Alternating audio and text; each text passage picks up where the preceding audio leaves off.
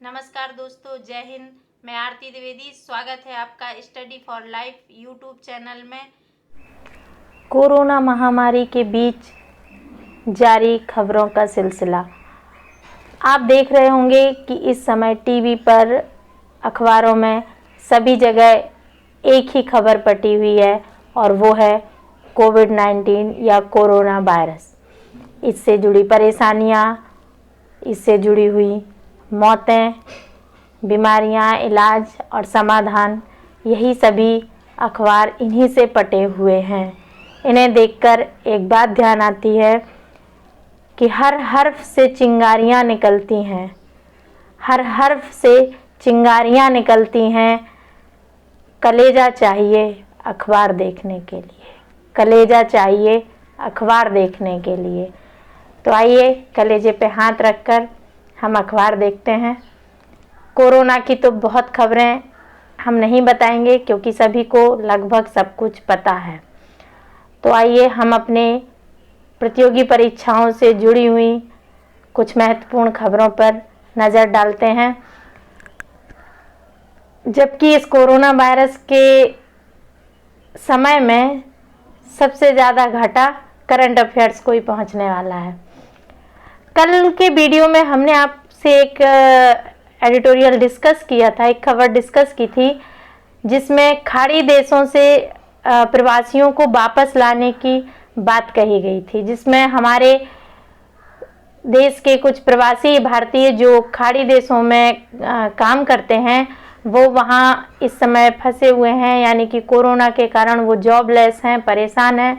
उन्हें वापस बुलाए जाने की कयावत चल रही है, पर केंद्र के पास इस समय ऐसी कोई योजना नहीं है जिसके आधार पर उन्हें वापस बुलाया जाए। केरल के कोर्ट ने कहा है कि उन्हें वापस लाने की व्यवस्था की जाए और उन्हें क्वारंटाइन में प्रोटोकॉल के जैसा कि स्वास्थ्य विभाग का प्रोटोकॉल है उसके आधार पर उन्हें क्वारंटाइन किया जाएगा।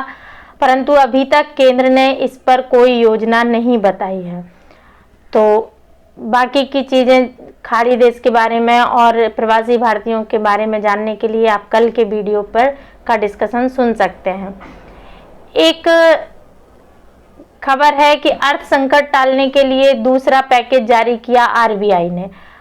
आरबीआई राहत देने के लिए 1 करोड़ रुपए का फंड का इंतजाम किया है। आरबीआई ने ये एक पैकेज पहले भी जारी कर चुका है और दोबारा ये जारी किया है। ये एक अच्छी पहल है। अर्थव्यवस्था को लड़खड़ाने के समय थोड़ी सी सहायता मिलेगी। एक और खबर है कि कृषि उपज को मंडी तक पहुंचाएगा किसान रथ। किसान रथ क्या है? ये लॉकडाउन के दौरान गेहूं की कटाई और मढ़ाई के बाद जो मंडी तक पहुंचाने की दिक्कतें हैं उनके लिए एक टोल फ्री नंबर जारी किया गया है, जिससे ट्रक बुलाकर, ट्रैक्टर बुलाकर या अन्य किसी कृषि मशीनरी बुलाकर आप काम कर सकते हैं। इसके लिए एक मोबाइल ऐप जारी किया जा सका है जिसे किसान अपने उपज को मंडी तक पहुंचा सकता है। इसमें 5.7 लाख ट्रक उपलब्ध हैं जो किसान अपनी ज़रूरत के हिसाब से बुक कर सकते हैं और उनके साथ मोल भाव भी कर सकते हैं रेट को लेकर। एक और खबर है कि भारतीय मूल के नोबेल विजेता वैज्ञानिक होंगे ब्रिटेन के कोविड-19 विशेषज्ञ समूह के अध्यक्ष। इनका क्या नाम है? तो ये हैं प्रोफेसर वेंकी रामकृष्ण। ब्रिटेन में उच्च स्तरीय विशेषज्ञों की एक समिति के अध्यक्ष बनाए गए हैं जो कोरोना वायरस से संबंधित आंकड़ा उपलब्ध कराकर उन पर विश्लेषण करेंगे।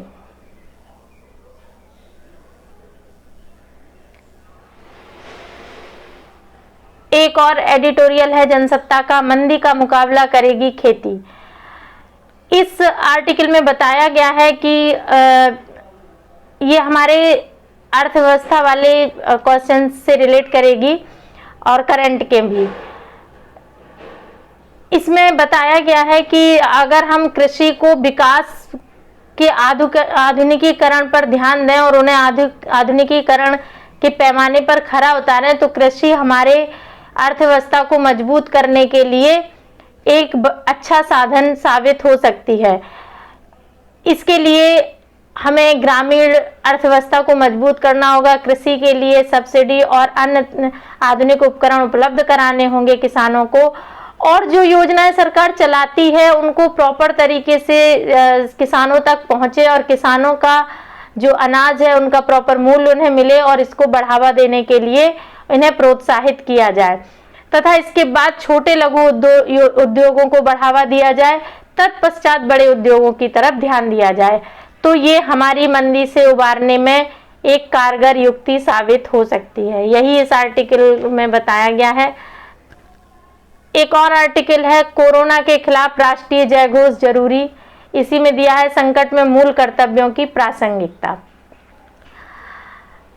कोरोना के खिलाफ राष्ट्रीय जय घोष का मतलब हुआ कि जैसे राष्ट्रीय आंदोलन के समय सभी वर्ग शामिल हुए थे अंग्रेजों के खिलाफ लड़ने के लिए, उसी प्रकार कोरोना से लड़ाई लड़ते समय हमारे सभी वर्गों को एक साथ मिलकर आना होगा। वो किसान हो, वो नागरिक हो, राज्य हो, सामाजिक संस्थाएं हो, कोई भी हो, सभी साथ मिलकर काम करें तो हम इस लड़ाई से जीत सकते हैं। संकट में मूल कर्तव्यों की प्रासंगिकता क्या है?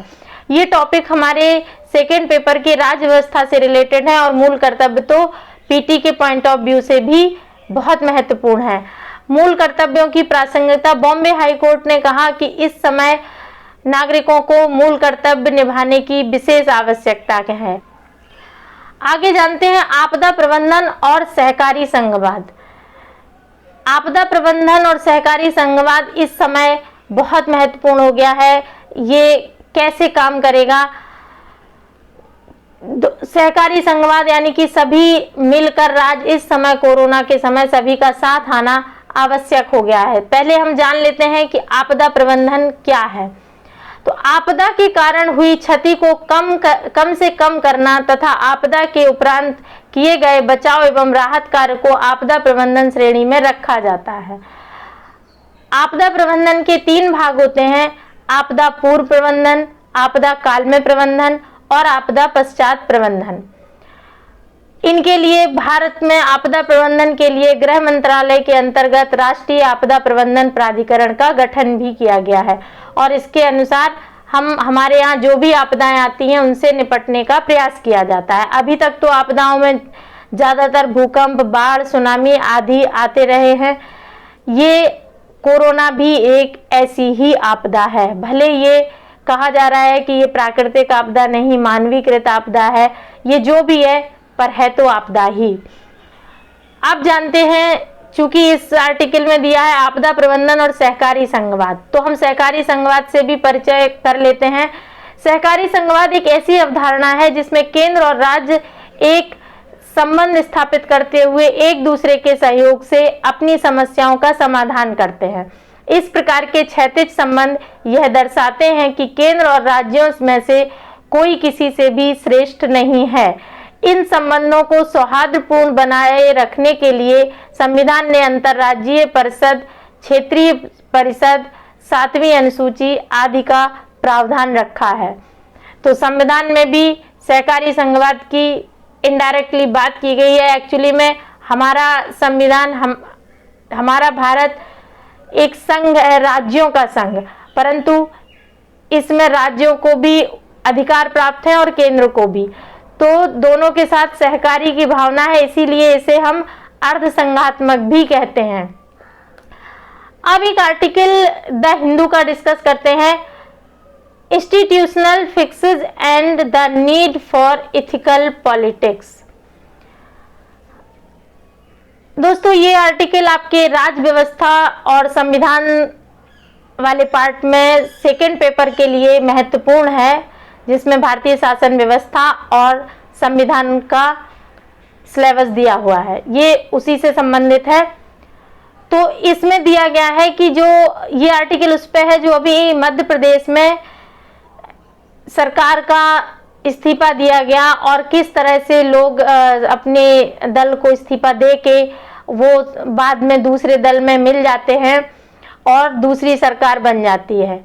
समस्या इस बात की है कि इस तरह अगर कोई बहुमत विधायक अपना इस्तीफा देके किसी और दल में मिल जाते हैं तो ये जनता के लिए एक अविश्वास जैसी स्थिति आती है, क्योंकि जनता ने जिस सरकार को बनाना चाहा था, जिस विधायक को वोट देके वो जिस सरकार को बनाना चाहती थी, वास्तव में तो वो रहा ही नहीं।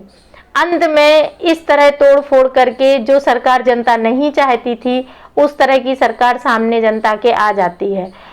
इसके लिए ही 52वां संविधान संशोधन करके 1985 में राजीव गांधी की सरकार के समय इसमें एक दल बदल कानून का प्रावधान लाया गया था, ताकि कोई भी दल अचानक से इस दल से उस दल में ना जा सके, परंतु कहीं कहीं इसका उल्लंघन भी दिखाई देता है। आइए जानते हैं कि दल बदल विरोधी कानून के मुख्य प्रावधान क्या क्या थे। दल बदल विरोधी कानून के तहत किसी जन प्रतिनिधि को अयोग्य घोषित किया जा सकता है यदि एक निर्वाचित सदस्य स्वेच्छा से किसी राजनीतिक दल की सदस्यता छोड़ देता है। एक निर्दलीय निर्वाचित सदस्य किसी राजनीतिक दल में शामिल हो जाता है। किसी सदस्य द्वारा सदन की पार्टी के विपक्ष के विपरीत वोट किया जाता है। कोई सदस्य स्वयं को वोटिंग से अलग रखता है। 6 महीने की समाप्ति के बाद कोई मनोनीत सदस्य किसी राजनीतिक दल में शामिल हो जाता है। और अयोग्य घोषित करने की शक्ति किसको है? कानून के अनुसार सदन के अध्यक्ष के पास सदस्यों को अयोग्य करार देने संबंधी निर्णय लेने की शक्ति है। यदि सदन के अध्यक्ष के दल से संबंधित कोई शिकायत प्राप्त होती है तो सदन द्वारा चुने गए किसी अन्य सदस्य को इस संबंध में निर्णय लेने का अधिकार है। अध्यक्ष के प्रति निर्णय लेना है तो कोई और सदस्य ले सकता है, और सदस्यों के प्रति निर्णय लेना है तो अध्यक्ष लेगा। दल बदल विरोधी कानून के कुछ अपवाद भी हैं, जैसे कानून में कुछ ऐसी विशेष परिस्थितियों का उल्लेख किया गया है जिनमें दल बदल पर भी अयोग्य घोषित नहीं किया जा सकेगा। दल बदल विरोधी कानून में एक राजनीतिक दल को किसी अन्य राजनीतिक दल में या उसके साथ विलय करने की अनुमति दी गई है, बशर्ते कि उसके कम से कम 2/3 विधायक विलय के पक्ष में हों। ऐसे में ना तो दल बदल रहे सदस्यों पर कानून लागू होगा और ना ही राजनीतिक दल पर। इसके अलावा सदन का अध्यक्ष बनने वाले सदस्य को इस कानून से छूट प्राप्त है। इसी आधार पर बार बार इस कानून का उल्लंघन कर लिया जाता है, इसी एक अपवाद के आधार पर, जैसे पिछली बार कर्नाटक में भी हुआ और इस बार एमपी में किया गया। यही इस आर्टिकल की व्याख्या थी। तो आज के लिए इतना ही। यही आज के समाचारों की प्रमुख खबरें थीं जो हमारी प्रतियोगी परीक्षाओं के लिए महत्वपूर्ण थीं। अगर आपको हमारा वीडियो पसंद आए तो इसे लाइक करें, शेयर करें, सब्सक्राइब करें और बेल आइकन दबाना ना भूलें। आपके कोई सुझाव हों तो उन्हें कमेंट्स बॉक्स में लिखें। धन्यवाद।